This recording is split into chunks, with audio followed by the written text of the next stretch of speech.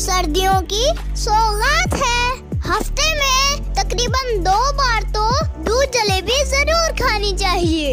ये रात को खाना खाने के बाद खाते हैं। इसको छोटे बड़े सभी इसको बहुत पसंद करते हैं क्योंकि ये है ही बहुत मजे की चीज। इसको खाने से मूड खुशगवार हो जाता है क्योंकि मीठा खाना तो खुशी की अलामत होती है। मीठा खाने से तो दिमाग भी बहुत तेज चलता है, लेकिन ज्यादा मीठा भी नहीं खाना चाहिए। हफ्ते में 1-2 बार खाना चाहिए। जो लोग सुबह थके थके उठते हैं उनको भी दूध जलेबी रात को